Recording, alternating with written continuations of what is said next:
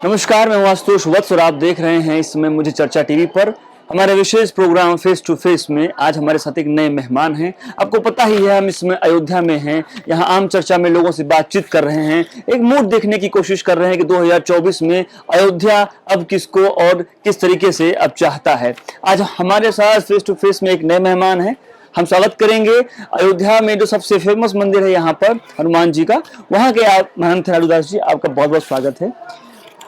हम लोग अयोध्या में हैं और बहुत लोगों से यहाँ बातचीत कर रहे थे, तो ये हुआ कि जिस मंदिर को यहाँ विश्व के लोग देखने पर और पूजने आते हैं, उसकी जो पूजा, अगर उनसे बात ना हो तो ऐसा लगा कि जैसे कि दाल में हमने फिर घी नहीं डाला। तो मुझे लगा कि आपसे बात करना सर बहुत ज़रूरी है। हम आपसे कुछ बातचीत करना चाहेंगे कुछ मुद्दों पर और आपकी भी कुछ विशेष टिप्पणी लेंगे। सर, बहुत सारे लोग हैं जो एक्चुअली अब पिछले कुछ साल से आपका जो हस्तक्षेप हुआ है लोगों से बातचीत करने पर, आम मुद्दों पर, मीडिया में आपका बहुत चर्चा है, राजनीतिक गलियारों में आपकी बहुत चर्चा है। तो जो लोग आपको देख रहे हैं, सुन रहे हैं, खासकर जो 21-22 साल का जो युवा साथी है, उसके मन में आता है कि महंत जी कौन है, क्या है। तो थोड़ा सा हम आपके बारे में कुछ जानना चाहेंगे कि आपका कहाँ जन्म हुआ, कहाँ पढ़ाई लिखाई हुई, ये महंत में जो आप यहाँ पे आ गए तो यहाँ पे आप सेवा कर रहे हैं, थोड़ा इसके बारे में, क्योंकि ये कहीं नहीं लिखा हुआ है। जी। पहले तो मैं आपके जितने भी दर्शक हैं उनको ढेर सारा महाबली हनुमान जी महाराज की तरफ से आशीर्वाद, आपको, आपके पूरे टीम को ढेर सारा स्नेह, मंगल कामना, ढेर सारा आशीर्वाद। आप जिस जगह पे मौजूद हैं उस जगह का नाम है हनुमानगढ़। अयोध्या के राजा महाबली हनुमान, कहा जाता है कि राम दुआरे तुम रखवारे, होत न आज्ञा बिन पैसारे। पार ब्रह्म परमात्मा भगवान श्री राम जब साकेत धाम को जाने लगे तो इस जगह पे हनुमान जी महाराज का राज्याभिषेक हुआ है। दुनिया के किसी भी कोने में जाएंगे तो आप देखेंगे भगवान राम के चरण में हनुमान जी बैठे मिलेंगे, लेकिन यहाँ पर ही एक ऐसा मंदिर है जब देखेंगे कि हनुमान जी आगे राजा के रूप में विराजमान है और पीछे मर्यादा पुरुषोत्तम जगत नियंता पार ब्रह्म परमात्मा परमेश्वर पीछे है। मर्यादा का उन्होंने पालन किया और जब हनुमान जी महाराज का राज्याभिषेक हुआ उसके बाद से वो पीछे होकर आशीर्वाद देना सब परिवार शुरू किया। हनुमान जी महाराज का आशीर्वाद इसलिए दिया, आपने मेरा इतिहास पूछा, मैं जहाँ रहता हूँ पहले उसकी इतिहास बता दूं। हनुमान जी महाराज का राज्याभिषेक इसके नाते हुआ क्योंकि हनुमान जी महाराज भगवान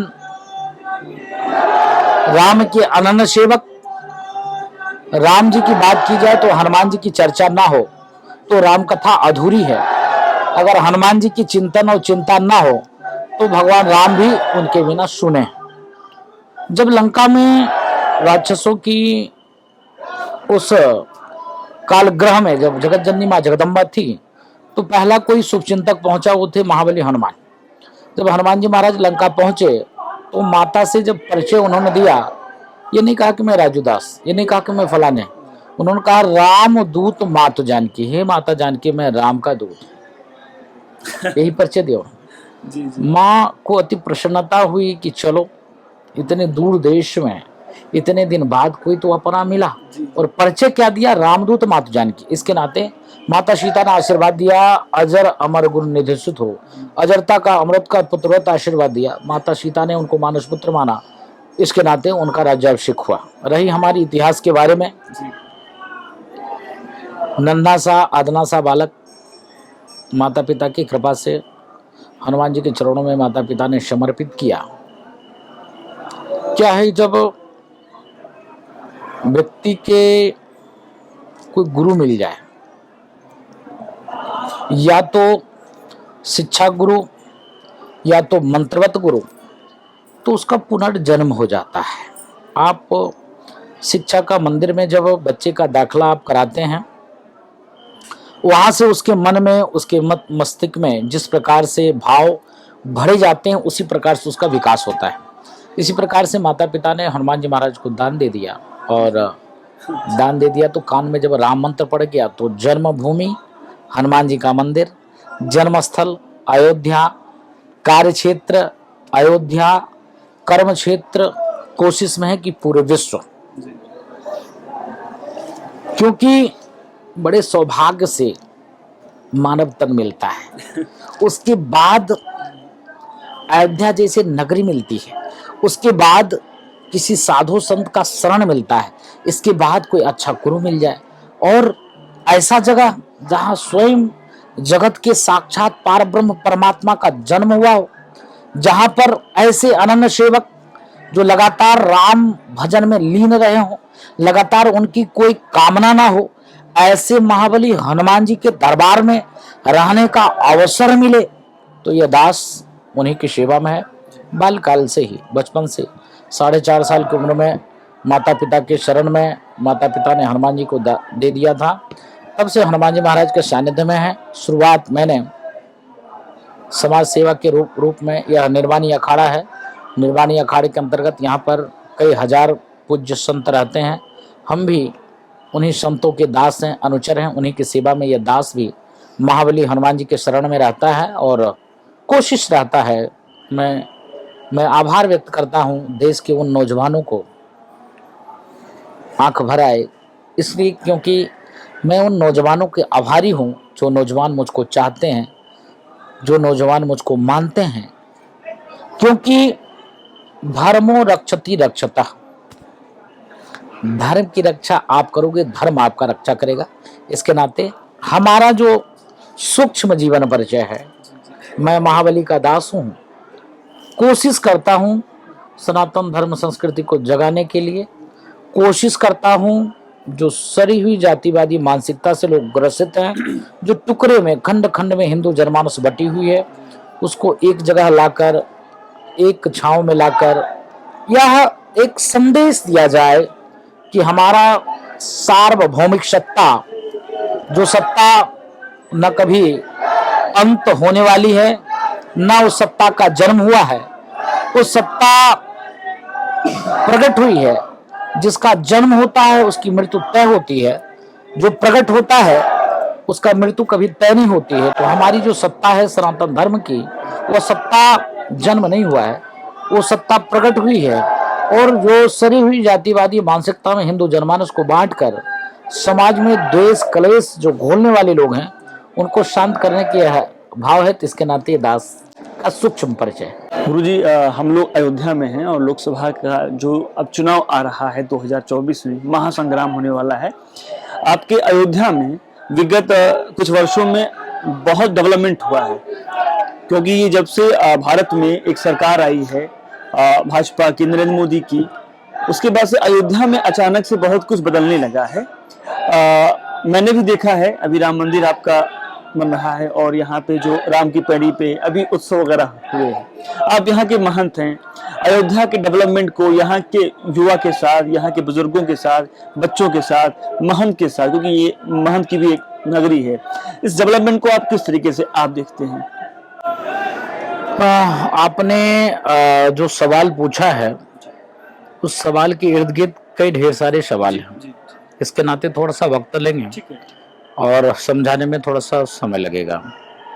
यह वही नगरी है जिस नगरी को लेकर सनातन धर्म संस्कृति में वेद पुराण शास्त्र उपनिषद में जिक्र होता है, लेकिन दुख इस बात की है कि इस नगरी को जिस प्रकार से षड्यंत्रकारी विचारधारा के लोग, दूषित मानसिकता के लोग, समाज को तोड़ने वाले लोग, जो समाज में सामंजस्य शांति नहीं देखना चाहते थे, ऐसे लोग, राजनीतिक दल के लोग शुद्ध रूप से अयोध्या को ठगा, अपने आप में अयोध्या ठगा हुआ महसूस कर रहा था। आप देखिए, एक कौम, एक मजहब, एक संप्रदाय को खुश करने के लिए एक दल को छोड़कर बाकी सबने अपने अपने तरीके से प्रयास किया, उसमें लोग सफल भी हुए। मर्यादा पुरुषोत्तम भगवान श्री राम को टेंट में रखा, उनसे कागज मांगे, कोर्ट में उनसे पूछा गया क्या तुम ही राम हो, तुम ही दशरथ के बेटे हो, क्या तुम्हारा जन्म अयोध्या में हुआ था, क्या इसी जगह पे हुआ था, इसका एविडेंस क्या है, प्रमाण क्या है, इतना तक कोर्ट में भगवान राम से पूछा गया। कष्ट इस बात का कि बहुसंख्यक समाज के लोग जहां रामकृष्ण गौतम की धरती हो, जहां ऋषि मुनि सिद्ध महात्माओं की यह धरती हो, जहां पर गौ गंगा गायत्री की यह धराधाम हो, वहां पर हमारे ठाकुर से पूछा जाए, क्या तुम ही दशरथ के बेटे राम हो? क्या तुम्हारा जन्मस्थली वो है? ऐसे करके पूछा गया। लेकिन सनातन का हृदय कितना विशाल है वो आप अयोध्या से देख सकते हैं। हिंदू जनमानस का भाव कितना उदार है। इतने सारे झंझावात को झेलते हुए हम चाहते, तो मेरी संख्या इतनी है देश और हिंदुस्तान में कि हम लोग चाहते तो कुछ भी कर सकते थे, लेकिन हम लोगों ने ये कार्य नहीं किया। हम लोगों ने कोशिश किया कि शांतिपूर्ण तरीके से समन्वय बना के वेद पुराण शास्त्र उपनिषद में जो वर्णन है, अगर उसको आप नहीं मानते हो तो चलो ठीक है, हम आपको एविडेंस और साक्ष्य देते हैं। राम जन्मभूमि मंदिर की 500 वर्ष के संघर्ष के बाद विदेशी आक्रांता और बाबर ने जिस प्रकार से हमारे भगवान राम की जन्मभूमि को तोड़ा, तोड़ने के बाद वहां मस्जिद की संरचना किया। दुख इस बात की है कि वो इस्लाम आतंक का केंद्र आक्रांता बाबर को अपने रहनुमा मानने लग गया। कष्ट इस बात की है कि अगर धर्म कोई आतंकी को अपने अगुवाकार मानने लग जाता है तो धर्म पे भी संदेह, उंगली उठने लगते हैं, सवाल खड़े होने लगते हैं। अगर मैं बोल दूं तो लोगों को तकलीफ हो जाएगा। वो इस्लाम धर्म जो तलवार की नोक पर हिंदुस्तान में आम जनमानस को सलवार पहनाने का काम किया, वो इस्लाम धर्म जो हमारी बहन बेटी बहुओं को खुलेआम मीना बाजार लगाकर मंडियां लगाई, वो इस्लाम धर्म जो हमारे लाखों मंदिरों को तोड़े, वो इस्लाम धर्म जो 1.25 मन जनेऊ हिंदुओं का तौलता था तो उनके रहनुमा उनके आका पानी पीते थे, वो इस्लाम धर्म जो हमारे छोटे छोटे बच्चों को कलेजी निकालकर हमारे जो पूर्वज थे उनके मुंह में ठूसा जाता था कि तुम इस्लाम धर्म स्वीकार नहीं करोगे तो तुम्हारी ऐसे सभी बच्चों का होगा। लेकिन मेरे पूर्वज कितने महान थे कि सारी विषय, सारी झंझावात, सारी अपवाद को झेलते हुए, सारे संघर्ष को गले लगाते हुए जरा सा भी पथ भ्रमित नहीं हुआ। वह कत्लेआम अपने आप को स्वीकार किया। वो अपने बच्चे को दीवार में चुनवाना पसंद किया। वो अपने बहन बेटी बहुओं का मंडी लगवाना स्वीकार किया, लेकिन सनातन धर्म संस्कृति को नहीं छोड़ा। वो वही अयोध्या है।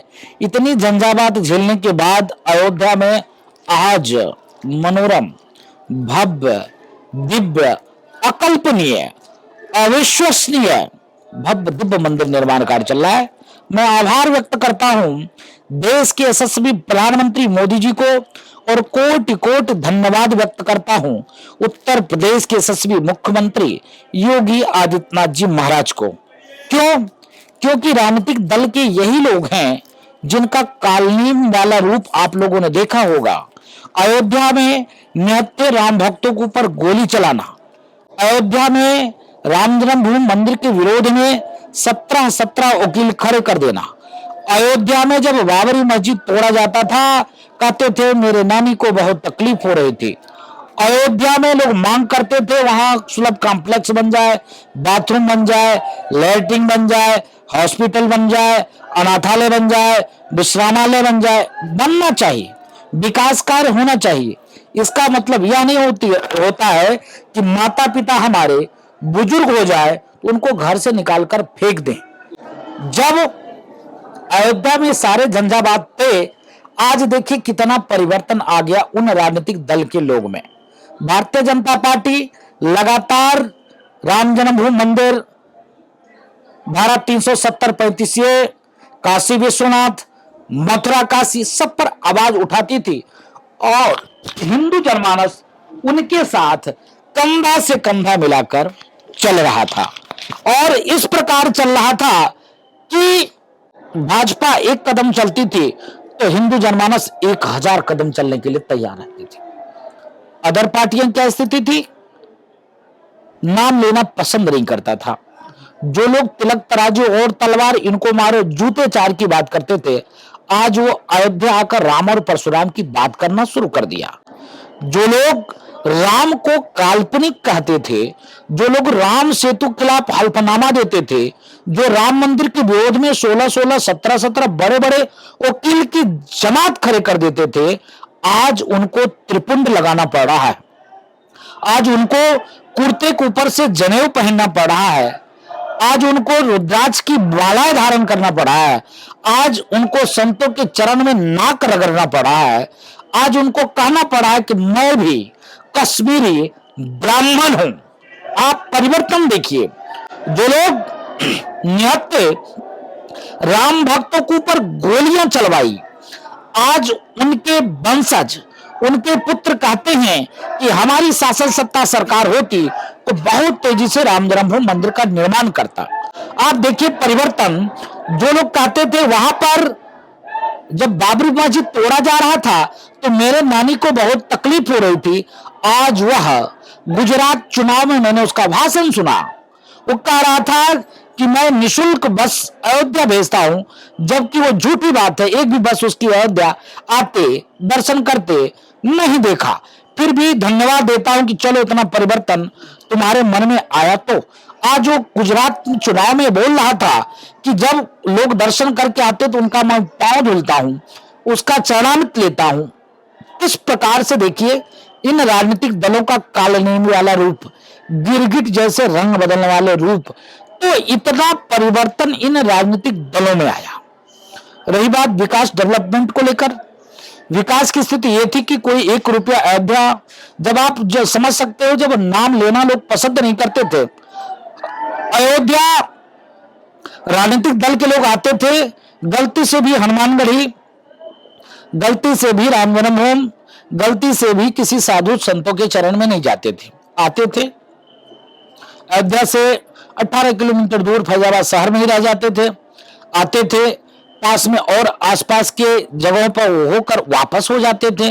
ना 1 रुपया अयोध्या के डेवलपमेंट के नाम पर देना, ना अयोध्या के किसी विकास कार्य में सहयोग करना, ना अयोध्या के नाम पर किसी भी प्रकार की सामंजस्य सहमति बनाना।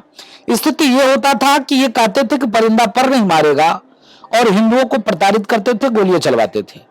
आज परिवर्तन इतना आ गया इन राजनीतिक दलों के लोगों में कि सब अयोध्या आना पड़ता है, सब राम जन्मभूमि हनुमानगढ़ी दर्शन कर रहा है। आप देखिए कि उत्तर प्रदेश के यशस्वी मुख्यमंत्री पिछले कार्यकाल में 57 बार अयोध्या आए। आने के बाद लगातार 100, 200, 300, 400, 500, 900 इस प्रकार करोड़ का बजट देकर अयोध्या डेवलपमेंट विकास की योजना रचना बनाना, उस पर कार्य करना, उस पर समीक्षा कार्य करना। देश के यशस्वी प्रधानमंत्री भूमि पूजन करने आते हैं, तभी लोग सवाल खड़े करते हैं, उंगली उठाते हैं। आज देखिए कि लोग कहते थे, डरवाते थे कि राम जन्मभूमि मंदिर का आदेश आएगा, कत्लेआम मचेगा, दंगे फसाद होंगे। किसी भी प्रकार से कोई दंगा नहीं, शांतिपूर्ण तरीके से जब उत्तर प्रदेश में योगी जी की सरकार बनी, तुरंत 5000 पेज का जो कागज था उसको ठीक करके तुरंत सुप्रीम कोर्ट में दिया। जो एविडेंस था उसको तुरंत जमा कराया सुप्रीम कोर्ट में, जिससे डे टू डे सुनवाई शुरू हुआ और आज हल हुआ। भव्य दिव्य मंदिर निर्माण कार्य चल रहा है। अभी देश के यशस्वी प्रधानमंत्री जी आए हुए थे, दीपोत्सव किए, जिसमें देश और दुनिया को संदेश दिए कि वही पारब्रह्म परमात्मा जिसने दुष्टों का संहार करने के लिए, जिसने समाज में व्याप्त छुआछूत ऊंच नीच का भेदभाव को खत्म करने के लिए जंगल में जाते हैं, निशाचरों का संहार करते हैं, समाज में जो व्याप्त था छुआछूत ऊंच नीच उसको खत्म कर अयोध्या आते हैं, तो अयोध्या के नर नारी साधु संत आम जनमानस इतना उत्साहित होता है, खूब आनंद पूर्वक पटाखे छोड़ते हैं, आनंद पूर्वक खूब फुलझड़ियां छोड़ते हैं, आनंद पूर्वक खूब दीप का दीप मालकाएं सजाते हैं, आनंद पूर्वक खूब रंगोलियां बनाते हैं। ऐसे कार्य करते हैं। ऐसे कार्य करके मोदी जी ने एक देश और दुनिया को संदेश दिया। लगातार योगी जी और मोदी जी के नेतृत्व में अयोध्या, शुरुआत नहीं करूंगा राम की पैरी से, क्योंकि अयोध्या एक धार्मिक केंद्र है, कोई व्यवसायिक अड्डा नहीं है कि यहाँ व्यवसायिक केंद्र खोले जाए। ये पर्यटक स्थल है। पर्यटक के रूप में सरकार ने कुछ योजना रचना बनाई कि कैसे पर्यटक अयोध्या से जुड़े, किस प्रकार से यहाँ रहने वाले वासी, यहाँ के नौजवान, यहाँ के छोटे छोटे काम करने वाले लोग हैं, जो छोटे छोटे व्यापार करने वाले लोग हैं, उनको किस प्रकार से लाभ मिले। क्योंकि यहाँ कोई फैक्ट्रियां तो है नहीं कि सरकार फैक्ट्री लगा दे तो लोगों को लाभ मिलना शुरू हो। यहाँ सिर्फ साधु संत है, मठ मंदिर है, देवी देवताओं के प्रतीक चिन्ह मंदिर है, हमारे पूजा स्थल, हमारे आस्था का स्थल, ऐसे केंद्र हैं। देश और दुनिया का हिंदू अयोध्या आना चाहता है, अयोध्या से जुड़ना चाहता है। जिस अयोध्या को लेकर तमाम राजनीतिक दल के लोगों ने रोटियां से की, वो अयोध्या कैसी है, इस अयोध्या को देखने के लिए लोग ललायत रहते हैं। उनके मन में भाव लगातार कोशिश रहता है कि वो राम जन्मभूमि, वो हनुमानगढ़ी जाना है, दर्शन करना है। इसके लेकर सरकार ने जो योगी जी का प्रयास था वो रंग ला रहा है। आप देखिए, जैसे आप नया घाट एंट्री करेंगे, नया घाट और राम की पैरी जहां लोग खड़े नहीं होते थे, आज वहां लगातार जब से बीजेपी की गवर्नमेंट बनी है दीप उत्सव मनाया जाता है। लोग वहां चरणामृत लेते हैं। एवरेज जल प्रवाह 8-10 करोड़ की लागत से योगी जी ने कार्य किया। अब लोग आनंद पूर्वक वहां जाकर खड़े होकर आनंद लेते हैं। इसके साथ साथ अभी तत्काल में देखिए कि स्वर सम्राज्ञी जो लगातार स्वर के अपने माध्यम से बीना पर जिस प्रकार से तपस्या करके देश और दुनिया में हिंदुस्तान का नाम रोशन किया, लता मंगेशकर जी के नाम से चौक चौराहा बीना का लगाना, वहां से आप आगे बढ़िए तो अंतर्राष्ट्रीय बस अड्डा का निर्माण योगी जी के नेतृत्व में, उससे जब और आगे बढ़ेंगे देश और दुनिया को जोड़ने के लिए भगवान राम के नाम से एयरपोर्ट, जमीन अधिग्रहण हो चुकी है, काम शुरू है। उससे भी आप आगे बढ़ेंगे दशरथ मेडिकल कॉलेज, उससे भी आप जब इधर आएंगे अयोध्या विस्तार में भगवान राम की जो नगरी है अयोध्या, वहां पर खूबसूरत रेलवे स्टेशन, इसके साथ साथ पंचकोसी, 14 कोसी, 84 कोसी, पंचकोसी के अंतर्गत जो भी सिद्ध प्रसिद्ध जगह हैं, तालाब कुंड पोखरे हैं, उनका पुनरुद्धार, 14 कोसी के अंतर्गत जो भी ऋषि मुनि महात्माओं का जन्मस्थली है उसका पुनरुद्धार, 84 कोसी अयोध्या से चित्रकूट तक 4 लाइन की व्यवस्था, आसपास जितने भी सनातन संस्कृति से जुड़े हुए केंद्र हैं, उपकेंद्र हैं, उनका भव्य दिव्य निर्माण कार्य में सरकार का योगदान, समीक्षा कार्य, पैसा का बजट देना, कार्य कराना, पंचकोसी परिक्रमा के अंतर्गत रिंग रोड का निर्माण कार्य में पास हो जाना। आप देखिए कि जितने भी ओवरब्रिज जो क्रॉसिंग है सब पर बहुत तेजी से कार्य चल रहा, ओवरब्रिज बनना। इसके साथ साथ नया घाट से लेकर राम जन्मभूमि मंदिर से लेकर हनुमानगढ़ी से लेकर हनुमानगढ़ी प्रवेश द्वार से लेकर राम जन्मभूमि तक कॉरिडोर के निर्माण के लिए 900 करोड़ का बजट अलॉटमेंट करके आप शहादतगंज से अयोध्या तक कैसे, क्योंकि भीड़ इतनी बड़ी है 5 गुना ज्यादा, इससे लोगों को आने जाने में तकलीफ होती है। इसकी चौड़ीकरण को लेकर सरकार पूरा तत्पर है, इसको लेकर समीक्षा कार्य लेकर बजट पास भी हो गई है, काम पर सरकार ने ध्यान शुरू भी कर दिया, दुकानों को मुआवजा देना शुरू कर दी, कुछ दुकान टूटना भी स्टार्ट हो गया, कुछ दुकानें टूट भी गई, कुछ जगह चौड़ीकरण में हम सफल भी हो गए, कुछ जगह चौड़ीकरण में हम योजना रचना भी बना रहे हैं। इससे अयोध्या टूरिज्म से जुड़ेगा तो यहाँ के चाहे वो नौजवान हो या ठेला ठेलिया, खुंचा खुंची, होटल, टैक्सी वाले, टेम्पू वाले, होटल वाले, जो गरीब हैं, जो नैया से लोगों को भ्रमण कराते हैं, ऐसे लोग सबको रोजी रोजगार मिल रहा है। इसके माध्यम से उन लोगों के मुंह पर तमाचा है जो लोग कहते थे राम जन्मभूमि से क्या लेना देना, राम जन्मभूमि मंदिर बन जाएगा तो मेरा क्या फायदा। आप फायदा देख सकते हो, जो जमीनें यहाँ की 20,000 रुपया हिस्सा था, जो जमीनें यहाँ की 4 लाख रुपए हिस्सा था, वो जमीनें 40 लाख रुपए हिस्सा है जो 4 लाख में था। जो जमीन 20,000 रुपए हिस्सा था वो 20 लाख रुपए हिस्सा है। जो जमीन हमको यहाँ पर 20 से 30 हजार मिल जाता था वो जमीन सीधे 4 से 5 लाख रुपए में मिल रहा है। तो इतना तेजी से अयोध्या विकास की ओर बढ़ रही है। यह सनातन का केंद्र है और ये पर्यटक के तौर पर बहुत तेजी से आगे बढ़ा है। आगे योजना यह है कि विश्व की सबसे ऊंची भगवान राम की स्टैच्यू प्रतिमा लगाना। आगे और भी योजना है कि अयोध्या को और आगे बढ़ाएं। जैसे अभी 5 कोस बस्ती, 5 कोस गोंडा विकास प्राधिकरण ने लिया है। आप इधर अयोध्या नगर निगम को और 40 गांव से हमने जोड़ दिया है। तो अयोध्या की डेवलपमेंट विकास कार्य बहुत तेजी से चल रहा है। आपने एक चीज और बोला, 2024 में वही आएगा। मुझे ऐसा लगने लगा है कि बहुत दिन अब दूर नहीं है कि आपके लिए कोई विशेष एक कुर्सी रहेगी राजनीतिक गलियारों में। आपकी बोलचाल, आपकी भाषा और आपको इतना सब कुछ याद है, ये बड़ी अचंभित बात है, क्योंकि आप अयोध्या में एक पुजारी के तौर पर और आपको इतनी सारी चीजें। अभी मैं अगर भाजपा के किसी आदमी से मैं पूछता तो शायद ना याद रहती, पर शायद इतना डेवलपमेंट हो रहा है तो आपको याद है। मेरा सवाल आपसे ये है सर, अभी आप किसी सक्रिय राजनीतिक पार्टी की सदस्यता आपने नहीं ली है, क्या मैं सही हूँ सर? लेकिन मेरा ये कहना था आपसे, बस ये पूछना था कि ऐसी अब चर्चा है, अयोध्या में है, आम जनमानस में है कि हो सकता है कि महंत जी अब किसी पार्टी से टिकट लें, ऐसा वैसा, या वो अपना कुछ चुनावी अपना आगे बढ़ाएं। मुझे बताइए, अभी तो आप किसी पार्टी से नहीं है, आपकी व्यक्तिगत राजनीतिक विचारधारा अभी क्या है? नहीं, पहले तो बहुत बहुत साधुवाद दूंगा, आपने बहुत महत्वपूर्ण सवाल किया। हम सनातन धर्म के प्रवक्ता हैं, हम सनातन धर्म के लिए काम करते हैं, हम हिंदू और हिंदुत्व के लिए काम करते हैं। जो समाज में दूषित मानसिकता वाले लोग हैं, जो समाज को तोड़ने का कार्य करते हैं, जो समाज को सड़ी हुई जातिवादी मानसिकता में जकड़ने का काम करते हैं, वो सारे झंझावात को तोड़कर हम सनातन धर्म के लिए काम करते हैं, हिंदू और हिंदुत्व के लिए कार्य करते हैं।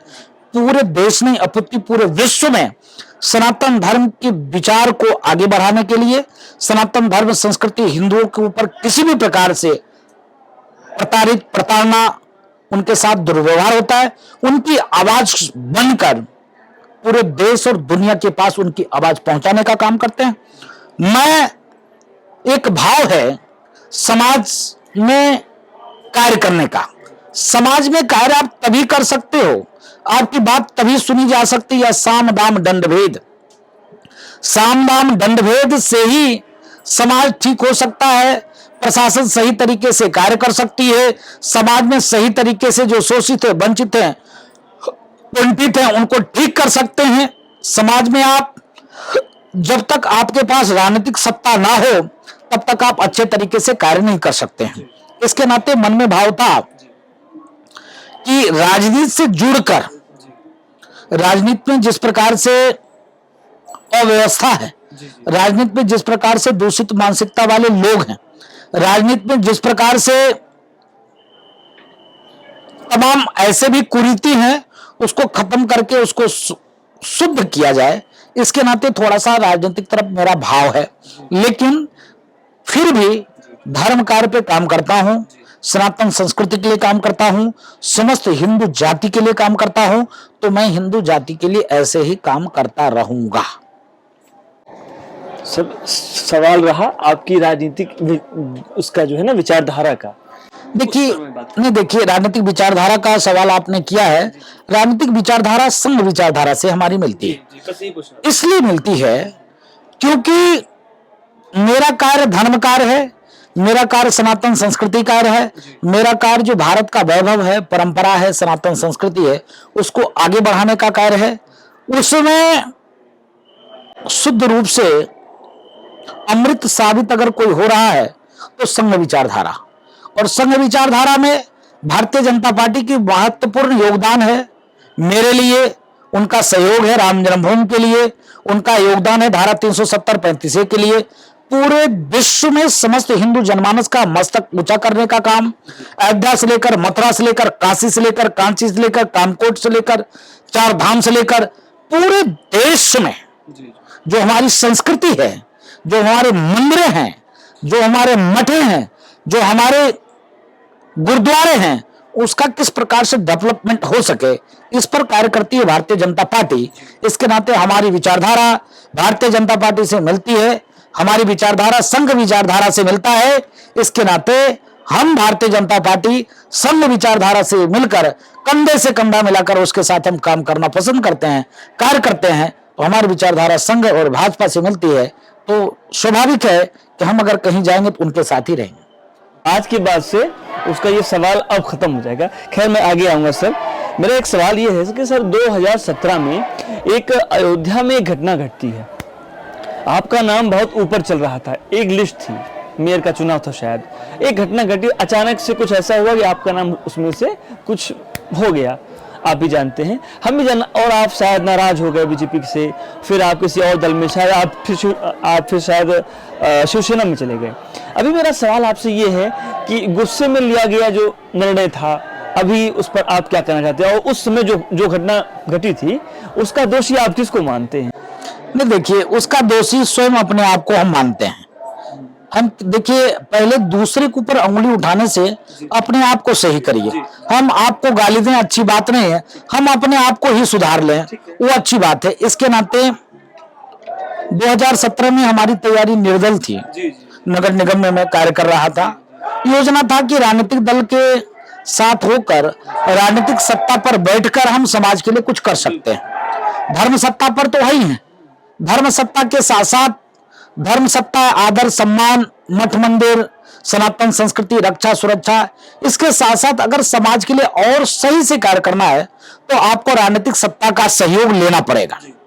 आप देखिए कि राजनीतिक सत्ता के सहयोग लेने के नाते चुनाव लड़ने का मन बनाया था, निर्दल हमारी तैयारी थी, लेकिन विचारधारा भारतीय जनता पार्टी से मिल रही थी। इसके नाते भाजपा से ही तैयारी हमारी थी। कतिपय राजनीतिक दल के लोगों को, भारतीय जनता पार्टी को नहीं लगा कि हमारे उस पर खड़े उतरेंगे, इसके नाते उन्होंने हमारा चुनाव नहीं किया, तो मन में थोड़ी सी तकलीफ हुई। अन पार्टी ऑफर दिया, अन पार्टी तैयार थे, लेकिन हमारी और उनकी विचारधारा नहीं मिलती है। तो ये नहीं मतलब होता है कि धन के, कुर्सी के लालच में, धन के लालच में आप अपनी संस्कृति को छोड़ दें, आप अपनी विचारधारा को बदल दें। तो हमारी विचारधारा थोड़ा बहुत शिवसेना से मिलती थी। तत्काल में वक्त बहुत कम थे, इसके नाते आप निर्दल चुनाव लड़ते तो ककी कराई आल्टी बाल्टी क्या मिल जाता चुनाव चिन्ह, तो आम जनमानस तक आप नहीं पहुंचा सकते थे। चुनाव लड़ना ही महत्वपूर्ण नहीं होता है, चुनाव जीतना बहुत ही महत्वपूर्ण होता है।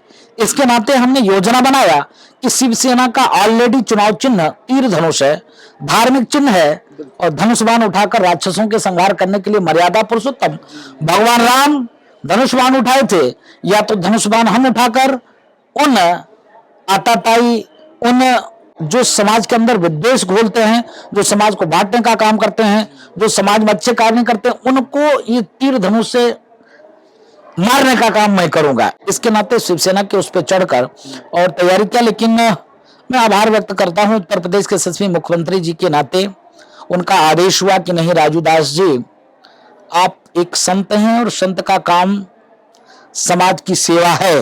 ये भी एक तरह की सेवा ही है कि आप बैठ जाइए, जिससे आपके लड़ने से भाजपा हार जाएगी। भाजपा हारेगी तो फिर हिंदुत्व के ऊपर सवाल खड़े होंगे, और मेरे ऊपर भी सवाल खड़े होंगे कि आप भी संत हो और एक संत को नहीं मना पाए, इसके नाते आपको चुनाव नहीं लड़ना है। तो मैंने पूज्य योगी आदित्यनाथ जी महाराज के भाव को स्वीकार किया, और हमारे लड़ने से कहीं अगर भाजपा की हार होती है तो मन में तकलीफ होती कि हिंदुत्ववादी संगठन हारेगा हमारे लड़ने से, ये अच्छी बात नहीं है। तो मैं फिर चुनाव नहीं लड़ा, बैठ गया, और तब से लगातार सेवा में तत्पर हूं। बाकी हरी इच्छा हनुमान की। पाकिस्तान की राजनीति में अक्सर जो लोग बड़े ओहदों पर बैठे हैं, या वो गैर सरकारी हो या वो सरकारी हो, किसी न किसी लाभ से, राजनीतिक लाभ से या कोई और टिप्पणी करते हैं भगवान पर या किसी के भी धन पर करते हैं। अभी हाल ही में कुछ दिन पहले की बात है, कुछ शायद आपने जेएनयू के जो एक मुद्दा हुआ था, उन्होंने भगवान शंकर को पिछड़ा या दलित कुछ ऐसा कुछ कहा था, तो आपने कुछ कहा था कि उनको FIR दर्ज वगैरह वगैरह।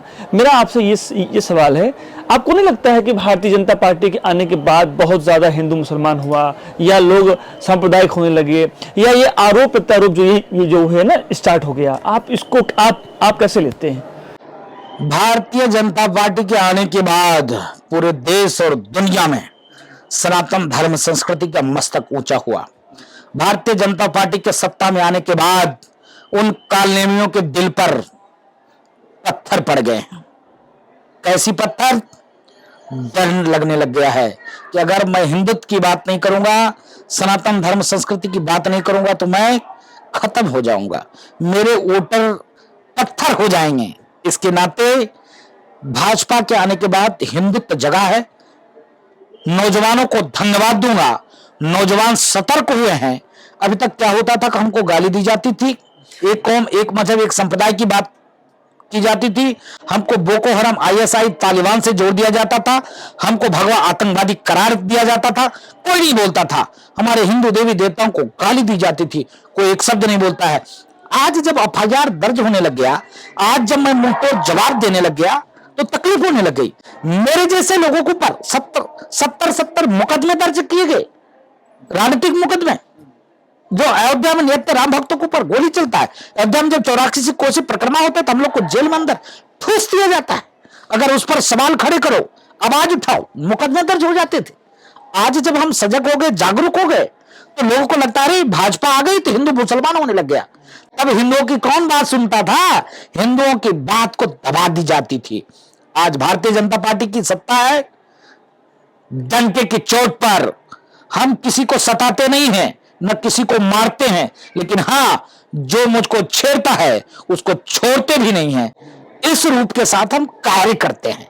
इसके नाते लोगों को तकलीफ हो गई और हिंदू और मुसलमान हो गया। अपनी बात मैंने कर दिया तो हिंदू और मुसलमान हो गया, हम अपने हक की बात कर दिया तो हिंदू और मुसलमान हो गया। जब आप सरेआम रोड पर गाय काटते हो तब हिंदू और मुसलमान नहीं होता, सरेआम हिंदू देवी देवताओं को गाली देते हो तब हिंदू और मुसलमान नहीं होता, सरेआम आप नमाज पढ़ते हो टोपी लगाकर इन राजनीतिक दल के लोग, तब हिंदू और मुसलमान नहीं होता। आज अगर राम की बात कर दिया जाए, आज अगर रामत्व की बात कर दिया जाए, आज अगर मठ मंदिर की बात कर दिया जाए, आज अगर गुरुद्वारे की बात किया जाए तो हम सांप्रदायिक हो गए, हम सांप्रदायिक शक्ति हो गए। तो दुख इस बात की है कि सही बात करने पे लोगों को तकलीफ होती है और सही बात लोगों को कड़वा लगता है। इसके नाते आपको लग रहा है कि भाजपा सत्ता में आई है तो हिंदू और मुसलमान हो रहा है। ऐसा कुछ नहीं है। भाजपा जब से सत्ता में आई है तब से हिंदू सजग और सतर्क हो रहा है, हिंदू सबल हो रहा है। इसके नाते आप ये नहीं कह सकते हैं कि भाजपा आई तो हिंदू और मुसलमान हो रहा है। हाँ जी, मुझे एक और बहुत बेहद गंभीर सवाल है। भारतीय जनता पार्टी उत्तर प्रदेश में आई 2017 में, पहली बार योगी जी आए, फिर दोबारा वो वापस आए। लोगों को लग नहीं रहा था, अखिलेश यादव की जो एक समाजवादी पार्टी है, उनके फादर तो खैर अभी हाल ही में उनका जो है ना स्वर्गवास हो गया, बट वो भी बड़ा प्रयास किए, बट वो लोग जो है ना विफल रहे। लेकिन भाजपा पर, योगी आदित्यनाथ पर, हिंदू धर्म पर ये आरोप लगता रहा कि आने के बाद से अचानक से बहुत कुछ बदलाव हुआ। कई ऐसे काम हुए कि मुसलमानों पे अत्याचार होने लगा। ये बातें, अब मेरा एक सेकंड मेरा पूरा सवाल सुन लीजिए। धर्मांतरण पर बहुत सारे निर्दोषों को जेल में डाल दिया गया, ऐसी बातें हुई। दूसरा, टीवी की डिबेट जब होती है तो अक्सर हिंदू देवी देवताओं पर कुछ ना कुछ अश्लील बातें या कुछ ऐसा कुछ कहा जाता है। आप इन सब चीजों को आप किस तरीके से आप देखते हैं? मैं बोलूंगा अगर आपके अंदर दम होगा तो चलाना। ठीक है। मुझको नहीं लगता कि आप चला पाओगे। ठीक है। आप बंद कर दोगे। सही करवा होता है, सही बोलने पे लोग को तकलीफ हो जाती है। आपने क्या कहा कि जब से भाजपा आई है तब से हिंदू और मुसलमान और धर्म के नाम पर मुसलमानों को दबाकर और उनके ऊपर अत्याचार हो रहा है। मैं आपसे सवाल पूछता हूं, जब धर्म के आधार पर देश का बंटवारा होता है, हिंदुस्तान और पाकिस्तान हो जाता है, गांधी जी मैं आपसे सवाल पूछता हूं, आपके मन में तकलीफ होगी। आप तो रघुपति राघव राजाराम, आप तो रामराज की परिकल्पना करते थे। ये कैसा दिन आ गया कि धर्म का आधार पर हिंदुस्तान और पाकिस्तान आपने करवा दिया। और जब हिंदुस्तान और पाकिस्तान हुआ उस समय की स्थिति क्या थी? भयावह स्थिति थी। कई करोड़ हिंदू मारे गए, तब आपको डूबकर मर जाना चाहिए था। लेकिन धन्यवाद दूंगा नाथोराम जी को, जिन्होंने वो कार्य किए जो कार्य पहले करना चाहिए था। आभार व्यक्त करूंगा आपका भी कि आपने कोशिश नहीं की। आपने क्या कहा कि मेरे अर्थी पर देश का बंटवारा होगा, आपके सामने में हुआ। आज देखिए, जब देश का बंटवारा हुआ तो पाकिस्तान में हिंदुओं की जनसंख्या 3 करोड़ थी, हिंदुस्तान में मुसलमानों की जनसंख्या 6 करोड़ थी। आज पाकिस्तान में हिंदुओं को क्या आकाश निकल गया कि जमीन खा गई, कि हवा में गुम हो गए? कहां चले गए हिंदू? क्यों गायब हो गए? हिंदू क्यों खत्म हो गए? हिंदू कहां है? एक भी मठ मंदिर नहीं है। तब तो कई लाख मठ मंदिर थे, इतने लोग थे। हिंदुस्तान में 6 करोड़ मुसलमान थे, आज कागज में 26 करोड़ से ज्यादा है। ऐसे माना जाए बांग्लादेशी रोहिंग्या मिलाकर 40 करोड़ से ऊपर मुसलमान हैं। तो आप किस बेस पे, किस आधार पे कह सकते हो कि मुसलमानों के साथ जाति हो रही है, मुसलमानों के साथ दो दर्जा का व्यवहार हो रहा है, मुसलमानों के साथ भेदभाव हो रहा है, मुसलमानों के साथ हिंदू और मुसलमान के नाम पे जेल में डाला जा रहा है? आप कहीं नहीं कह सकते, कतई नहीं कह सकते। इस बात को मैं सरेआम खारिज करता हूं। इस भाव का मैं आपका विरोध करता हूं और एक सवाल भी खड़ा करता हूं आपके भी ऊपर, मीडिया कर्मी के भी ऊपर, इन टुकड़े टुकड़े गैंग के ऊपर, इन राजनीतिक दल के लोगों के ऊपर। आज अफगानिस्तान में देख लीजिए, जिसने अपने संस्कृति को छोड़ा वो खत्म हो गया, मिट गए, समाप्त हो गए। वहां न कोई बाबा है, न बाबू है, न ब्राह्मण है, न कोई गौशाला है, न कोई भट्ट है, न मंदिर है। क्यों खत्म हो गए? वहां तो सिर्फ एक कौम, एक मजहब, एक संप्रदाय के मानने वाले लोग हैं। आज अफगानिस्तान की स्थिति क्या हो गई? आज कुछ दिन पहले जब तालिबानी हुकूमत जब सत्ता में आई, तो आप देख सकते हो वहां से भागने वाले कितने लोग, मुट्ठी भर लोग, चंद लोग, जो सिख भाई हमारे मुसलमानों के लिए गला कटवाने के लिए तैयार रहते थे, आज वहां से भागने की नौबत आ गई। आज वहां के मुसलमान काट कर भगा दिया। जो अपने कुछ ग्रंथ थे उनको लेकर भागकर हिंदुस्तान आना पड़ गया। मैं धन्यवाद ज्ञापित करता हूं देश के प्रधानमंत्री को, जिन्होंने सकुशल चाहे एक लोग थे लाने का प्रयास किया। मैं आपसे सवाल पूछता हूं, बांग्लादेश की स्थिति क्या है? बांग्लादेश में आज भी हम नेपाल से भी ज्यादा वहां पर हिंदू है, फिर भी क्या स्थिति है? हालत खराब है। रोज आए दिन धर्मांतरण, आए दिन मठ मंदिर तोड़े जा रहे हैं, आए दिन हमारे माता बहन बेटियों की इज्जत लूटी जा रही। कोई बोलता है? कोई नहीं बोलता है। उसके बाद बंगाल की स्थिति देखिए, उसके बाद 9 राज्य हिंदुस्तान में ही हिंदू विहीन अल्पसंख्यक हो गया। उस पर तो आप नहीं बोल सकते, आपकी मजाल नहीं बोलने का। आपने तो कह दिया कि हिंदुस्तान में मुसलमानों के साथ दो दर्जा का व्यवहार हो रहा है। मैं आपसे सवाल पूछता हूं, वो मेरे हिंदू भाई कहां चले गए? 9 राज्य में हम अल्पसंख्यक हो गए, वो मेरे भाई कहां चले गए जो इन 3-4 देशों में गुम हो गए? इस पर तो आप सवाल नहीं खड़े कर सकते, इस पर तो आपसे मुझसे सवाल नहीं पूछोगे। लेकिन हिंदुस्तान में जिस प्रकार से मुसलमानों की धार्मिक आजादी, जिस प्रकार से मुसलमानों को राजनीतिक आजादी, जिस प्रकार से मुसलमानों को सरकारी सुख सुविधा का लाभ कहीं नहीं मिल रहा है, इस पर तो आपने नहीं पूछा कि इतना सुख सुविधा, इतना लाभ क्यों दिया जा रहा है। आपने कह दिया उन लोगों को जेल के सलाखे को पीछे जाना पड़ रहा है जो लोग धर्म के नाम अपवाद खड़े करते हैं। जो लोग, आप देखिए मदरसे की क्या स्थिति है। मदरसे में सिर्फ आतंकी बनाए जाते हैं। मदरसे में शुद्ध रूप से धार्मिक वो शिक्षा दी जाती है जो समाज की तोड़ने का काम हो। मदरसे में वो शिक्षा दी जाती है जो शुद्ध रूप से कहा जाता है बुत पूजक हराम है, उनको गला काट के लाओ, धर्मांतरण करो। आप देखो लव जिहाद के नाम पर किस प्रकार से हमारे बहन बेटी बहुओं की इज्जत लूटी जाती है, किस प्रकार से हिंदू बनकर कलावा बांधकर और हमारी बहन बेटियों को पटाकर फंसाकर और शादी का झांसा देकर शादी करके उनका ऐसे वीडियो बनाकर और उनके साथ ऐसे व्यवहार किए जाते हैं। मजबूरन में या तो आत्महत्या कर लेती है हमारी बहनें, या तो इस्लाम में चली जाती है जिसके साथ उपभोग की वस्तु होती है। सनातन धर्म में देखिए किस प्रकार से नारी का पूजा, नारी का सम्मान होता है, वो इस्लाम में देखिए क्या स्थिति होती है। तो आपने तो सवाल तो खड़े कर दिए उन राजनीतिक दल के लोग के साथ खड़े होकर आप भी कि नहीं मुसलमानों के साथ ऐसा हो रहा है, हिंदुओं के साथ ऐसा हो रहा है। कोई नहीं बोल रहा है। तत्काल की घटना बता दूं, अभी दशहरा बीते मुश्किल से 2 सप्ताह भी नहीं हुआ है, यहां सुल्तानपुर की एक घटना है। अगर ओवैसी वहां से बोल रहा था हैदराबाद से कि सुल्तानपुर में मुसलमानों के साथ दुर्व्यवहार हो रहा है, मैं गया था दौरा करने के लिए, मैंने देखा हिंदू भाई जिस दिन विसर्जन था उस दिन ईद थी, रोक दिया और विसर्जन दूसरे दिन किया। उन लोगों ने अपना ईद मनाई सही तरीके से। दूसरे दिन जब विसर्जन था तो उस मदरसे, बताइए सुल्तानपुर एक मदरसा है, उस मदरसे में 8-9 राज्य के लोग पढ़ते हैं, ग्रामीण अंचल है, ग्रामीण इलाका है, अवैध मदरसा बना हुआ है। उसके साथ साथ हमारी मूर्ति को तोड़ा गया। मूर्ति हमारे लिए आस्था का केंद्र होता है, सजीव हम लोग मानते हैं। तलवार से काटा गया, लातों से कुचला गया। उसके साथ साथ कई लोगों का उसमें नाम है, वीडियो क्लिप है कि पीठ पर हिंदुओं को चांद और तारे बनाए गए, तलवार से मस्तके काटे गए, हाथ काटे गए। इस प्रकार तो प्रताड़ना हिंदू झेल रहा है, आप मुसलमान की बात करो। वो मुसलमान जो आतंकी गतिविधियों में है, वो मुसलमान जो भारत तेरे टुकड़े होंगे इंशाअल्लाह इंशाअल्लाह की बात करते हैं, वो मुसलमान जो सीए एनआरसी के नाम पर देश में दंगा फैलाने का काम करते हैं, वो मुसलमान जो देश में आप देख सकते हो कि नुपुर शर्मा को बयान के लेकर कितने निर्दोष की गले काट दिए जाते हैं, वो मुसलमान जो लगातार सनातन धर्म संस्कृति को गाली देता है, वो मुसलमान जो हिंदुओं में बिखराव और धर्मांतरण में शामिल होता है, ऐसे लोग सलाखों के पीछे जाएंगे, जाते रहेंगे। इसमें जो भी कानून को हाथ मिलेगा वो जरूर कानून के हाथ में जाएगा।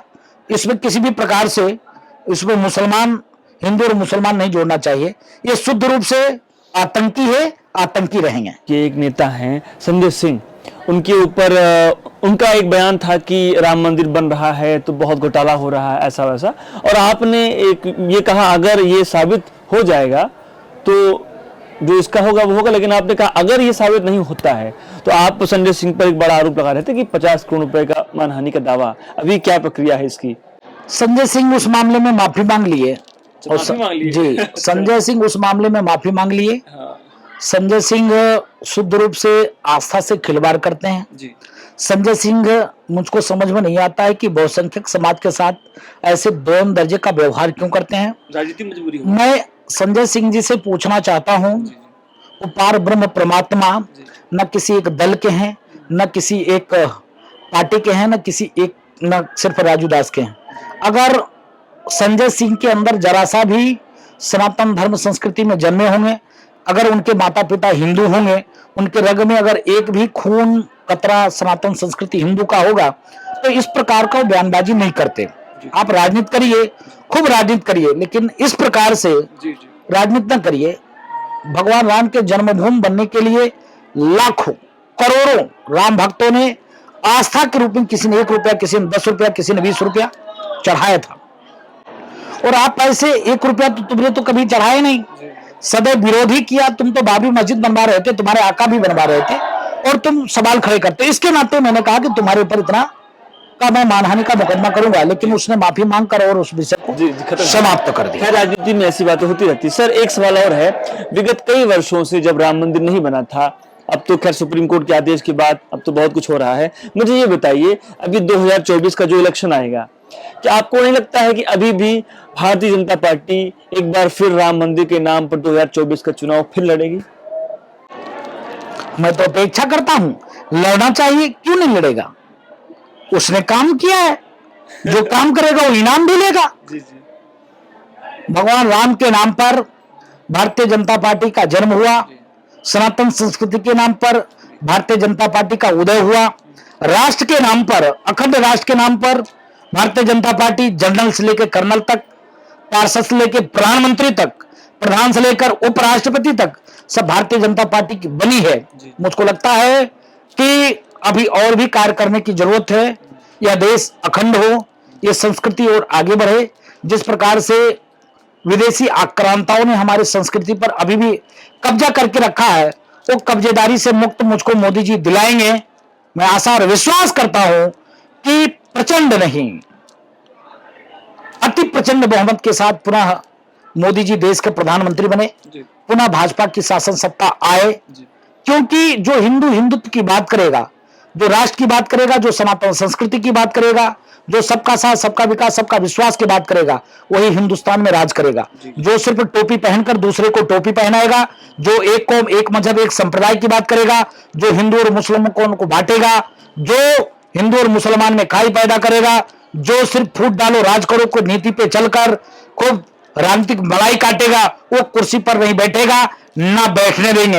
ये है, माला में इतनी दम है, इस माला में इतनी ताकत है कि जो लोग अहंकार करते थे कुर्सी पर बैठकर, जो मेरे ऊपर अपमानित भरे भाव से बोलते थे, जो मुझको बोको हराम, आईएसआई, तालिबान से जोड़ते थे, जो मुझको अपमानित करते थे, जो मेरा सिर जो चंदन पोंछ देते थे, उनको हमने जमीन में घुसा दिया, उनको हमने मटिया मैट कर दिया। ये माला का दम से, ये सनातन संस्कृति के प्रभाव से। तो अब जो हिंदुत्व की बात करेगा वही हिंदुस्तान में राज करेगा। मुख्यमंत्री है दिल्ली के, उनका एक बयान आता है, गुजरात में चुनाव भी आपने हमसे कुछ बताया कि वो गुजरात में हैं, कुछ कैंपेनिंग कर रहे हैं। अरविंद केजरीवाल ने गुजरात की रैली में कुछ ऐसे कहा कि नोट पर, रुपए पर गणेश लक्ष्मी की कुछ फोटोग्राफ्स वगैरह कुछ होना चाहिए। आपको क्या लगता है राजनीति में ये किस प्रकार का प्रयोग हो रहा है अब? देखिए, भाजपा भी करती रही है। नहीं, भाजपा को तो अधिकार है ही जी अधिकार है। हाँ, जी बताएं। भाजपा को इसलिए अधिकार है कि भाजपा शुरू से ही वही कार्य कर रही है। जी भाजपा गिरगिट जैसे रंग नहीं बदल रही है। भाजपा अवसरवाद की राजनीति नहीं कर रही है। भाजपा जो करोड़ों हिंदू जनमानस का आस्था है उस पर कार्य कर रही है। भाजपा के हर कार्यकर्ता में राम बसे हैं। हर कार्यकर्ता में जैसे हिंदुस्तान के कंकर में शंकर बसे हैं, उसी प्रकार के भाजपा के हर कार्यकर्ता में राष्ट्र बसा हुआ है। हर कार्यकर्ता में सनातन संस्कृति बसा हुआ है। इसके नाते भाजपा को अधिकार है वो कार्य करने का। भाजपा कार्य कर रही है। लेकिन मैं इन कालनेमियों से पूछना चाहता हूं, जो कालनेमियों को बाबरी मस्जिद टूटने से उनके नानी को तकलीफ हो रही थी, जो कालनेमी बाबरी मस्जिद बनाने के पक्षधर थे, जो कालनेमी एक कौम एक मजहब एक संप्रदाय की बात करते थे, टोपी पहनकर रोजा इफ्तारी करते थे, कभी दशहरे में, दीपावली में, कभी नवरात्रि में कन्या नहीं खिलाया हो, वो आज लक्ष्मी और गणेश की बात कर रहा है। उनके लोग जिस प्रकार से हिंदू देवी देवताओं का एक मंत्री गाली दे रहा था, भगवान बुद्ध हमारे हैं, हमारे थे, हमारे रहेंगे। अभी जब आप नीचे उतरोगे हनुमानगढ़ी से, जब उस गेट में हनुमानगढ़ी गेट में देखोगे 24 अवतार में से एक अवतार भगवान बुद्ध का भी है। तो हमसे भगवान बुद्ध अलग नहीं है। लेकिन इसका मतलब यह नहीं है कि सनातन संस्कृति को गाली दिया जाए, हिंदू देवी देवताओं को अपमानित किया जाए, हिंदुओं को गाली दी जाए, संस्कृति को गाली दिया जाए। जो कार्य केजरीवाल की नेता मंत्री कर रहे थे, आज केजरीवाल में इतना परिवर्तन आ गया कि गुजरात के चुनाव में वो कह रहे थे कि राम जन्मभूमि का मैं दर्शन करा रहा हूं, राम का विरोध कर रहे थे। आज केजरीवाल ये कह रहे हैं कि नोट में लक्ष्मी गणेश की फोटो होनी चाहिए। मैं नहीं कहता हूं होनी चाहिए, तुरंत तत्काल प्रभाव से भाजपा को लाना चाहिए। लेकिन मैं केजरीवाल से सवाल खड़े करता हूं, ये कालनेमी लोग डर बस आज लक्ष्मी और गणेश की बात कर रहे हैं। ये कालनेमी भय बस आज हिंदुत्व पे बात कर रहे हैं। अभी तत्काल में दीपावली बीता है। दीपावली में उन्होंने दिल्ली में बैन कर रखा था, पटाखा किसी ने फोड़ा तो उसको 7 साल की सजा होगी। अभी तो उसने नहीं कहा कि बकरी काटे जाएंगे तो ये कर दूंगा भाई, वो भी पर्यावरण को नुकसान करता है, उस पर तो उसने नहीं कहा। एक जीव की हत्या होती, सरेआम कत्ल होता है, किसी की हत्या की जाती है, उस पर तो नहीं बोला। तो ये कालनेमी लोग हैं। मैं शुद्ध रूप से केजरीवाल को कालनेमी समझता हूं। ये गिरगिट जैसे रंग बदलने वाला कार्य करता है। इसके नाते इसके बारे में ना बोले तो कम। आपके लिए उत्तर प्रदेश की सरकार लेके आए या माननीय प्रधानमंत्री जी आए और वो आपसे आग्रह कर कि भाई ये बताइए आप उत्तर प्रदेश में कौन सी सीट लेना आप चाहते हैं, जहां से आप चुनाव लड़ना चाहते हैं, चाहे वो लोकसभा का हो चाहे वो विधानसभा का। तो आपको मैं इंडिविजुअल अगर मैं पूछूं इच्छा क्या है? देखिए, भाव तो है अयोध्या में सेवा कार्य के लिए, लेकिन मैं पहले आभार व्यक्त करता हूं देश के नौजवानों के ऊपर। मैं आभार व्यक्त करता हूं सड़ी हुई जातिवादी मानसिकता से हटकर सभी हिंदू जनमानस के बल पर उत्तर प्रदेश के किसी भी कोने से अगर भारतीय जनता पार्टी मुझको चुनाव लड़ाना चाहे तो मैं इन 2 लोग के बदौलत, हिंदू भाइयों को बदौलत, नौजवान साथियों को बदौलत मैं कहीं से भी चुनाव लड़ सकता हूं। इसमें कोई कुरेज नहीं, कोई परहेज नहीं, किसी भी प्रकार की कोई समस्या नहीं, इन दोनों के बदौलत। क्योंकि हम जो आज बोलते हैं, हम जो आज कार्य करते हैं, हिंदुत्व के लिए कार्य करते हैं, और हम नहीं बोल रहे हैं, समस्त हिंदू जनमानस का भाव इस मुंह से बोल रहा है। इसके नाते हिंदू जनमानस जहां से चाहेगी वहां से लड़ने के लिए तैयार है, और जहां से मोदी योगी लड़ा देंगे लड़ने के लिए तैयार है, कोई दिक्कत नहीं। एक सवाल और हम आपसे लेंगे। उत्तर प्रदेश में जब से योगी आदित्यनाथ की सरकार आई है, एक हवा उड़ी और इनकाउंटर होना शुरू हुआ, आपके आसपास के जिलों में भी हुए हैं और क्राइम को कहा गया कि अब हम खत्म कर देंगे। मेरा आपसे सवाल ये है, अतीक अहमद, मुख्तार अंसारी और ना जाने इतने तमाम कितने भी, अभी आपकी भाषा में मैं कहूँ तो आतताई आप इसको बोलते हैं, तो ऐसे लोगों का जो अब अंत हो रहा है, मतलब कोई जेल जा रहा है, किसी का इनकाउंटर हो रहा है, आप कितना इसको उचित मानते हैं उत्तर प्रदेश में जो इस प्रकार का जो भी काम है, और आप क्या अपने आसपास अयोध्या में क्राइम का कंट्रोल आप मानते हैं कि हुआ है या नहीं? नहीं, बहुत तेजी से हुआ है। ये वही प्रदेश है जिस प्रदेश में आए दिन दंगा होता था, रोजाना दंगा होता था। हिंदू और मुसलमान आतंकी जेल से बाहर फिरौती लेते थे, पुनः जेल में चले जाते थे। माताएं बहन बेटियों की इज्जत लूटी जाती थी। हमारे हिंदू बहनें शाम को 5 बजे के बाद रोड पर नहीं निकल पाती थी। आज वही योगी जी की सरकार है कि गुंडे थर थर कांप रहे हैं, बुलडोजरें चल रही, इनकाउंटर हो रहा है, ऐसे सीधे तरतर गोली चलाकर इन आतंकी मानसिकता वाले राजनीतिक दल को, राजनेताओं को ठोके जा रहे। रही अतीक अहमद, मुख्तार अंसारी जैसे ये शुद्ध रूप से आतंकी हैं, समाज में इनका आतंक व्याप्त है। ऐसे लोगों को, जैसे आपने देखा होगा कि उत्तर प्रदेश के एक मंत्री आजम खां, जिस प्रकार से वो अपने ही कौम में आतंक उसका एक व्याप्त था, लमसम कई 100 लोगों ने उसके खिलाफ एफआईआर वगैरह की थी, एफआईआर किए हुए थे, जेल में है।